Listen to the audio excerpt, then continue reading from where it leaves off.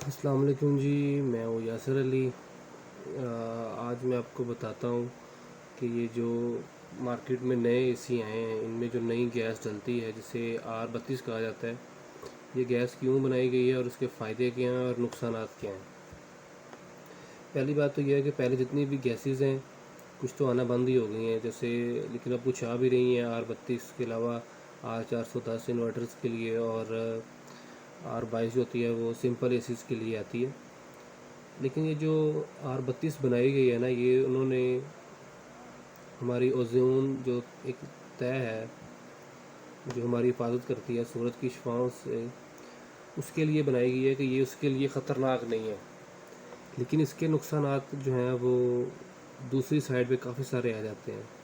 یہ ہماری اوزون طے کو جو ہے نا وہ 0% جو ہے نا وہ ڈسٹرکٹ کرتی ہے۔ باقی جتنی بھی گیسز ہیں، فریجوں کی گیسیں جتنی بھی ہیں، R34 جتنی بھی ہیں، وہ ساری جو ہے نا وہ ہماری اوزون طے کو جو ہے نا وہ خطرناک بنا رہی ہیں، اس کو جو ہے نا وہ نقصان دیتی ہیں۔ تو اس سے آنے والے وقت میں جو تباہی اور مسئلے مسائل پیدا ہو رہے ہیں، بیماریاں بڑھ رہی ہیں، وہ تو ہمارے سامنے ہی ہیں۔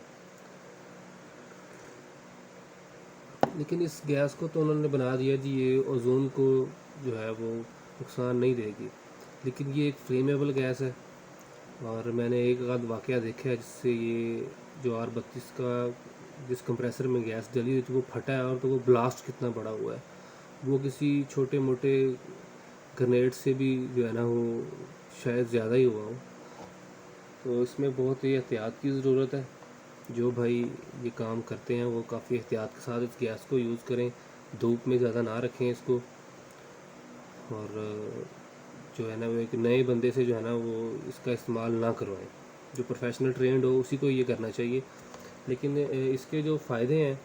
اس میں اب یہ فائدہ یہ بھی ہو گیا کہ چلو جی ہماری اوزون طے بچ جائے گی، آنے والے وقت میں ہمیں پلاننگ کرنی چاہیے اس کے بارے میں، لیکن ساتھ ساتھ دوسری چیزوں کو بھی دیکھنا چاہیے۔ لیکن اس میں جو کولنگ اے سیوں کی ہے وہ کوئی 410 سے زیادہ نہیں ہے۔ یہ صرف اور صرف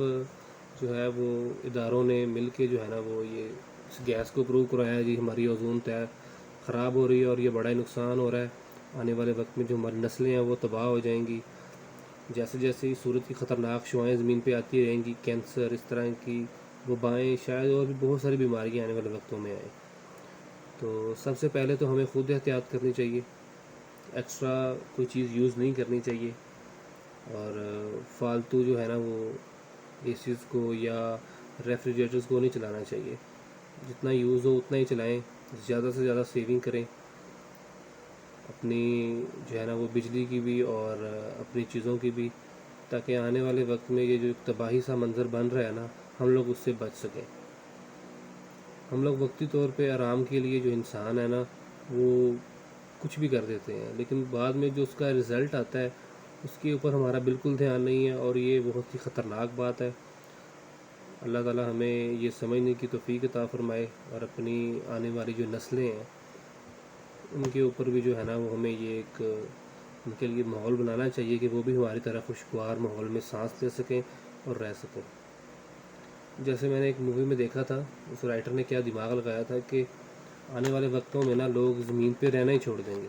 اونچی اونچی عمارتیں بنا کے نا زمین سے کافی اوپر رہنا شروع کر دیں گے، تاکہ جو ہے نا وہ صحیح زندگی گزار سکیں، کیونکہ زمین کی حالت بہت بری ہو چکی ہوتی ہے۔ تو ہمیں اس بارے میں سوچنا چاہیے۔ جس طرح یہ جو عام شاپر ہیں اس کے بارے میں آپ کو بتاتا چلوں کہ یہ بھی جو ہے نا ہماری فضا کے لیے ٹھیک نہیں ہے، ان کو جلا دیں گے تو یہ زیادہ نقصان ہے، ان کو جو ہے نا وہ ریسائیکل بھی نہیں کیا جا رہا، تو یہ آنے والے وقت میں یہ بھی بڑی ڈینجرس چیز ہے، اس سے بھی بیماری کوئی نہ کوئی بڑی پیدا ہوگی۔ تو تھوڑا احتیاط کریں، اور سردیوں میں تو خیر ہمیں اے سی چلانا ہی نہیں چاہیے، ہیٹنگ لینی ہی نہیں چاہیے، اور گرمیوں میں جو بھی ہے نا ہمیں بہت کم بیٹھنا چاہیے، زیادہ سے زیادہ فریش ایئر اور درختوں کے نیچے بیٹھنا چاہیے، اس سے ہماری صحت بھی اچھی رہے گی اور بیماریاں بھی کم ہوں گی۔ شکریہ۔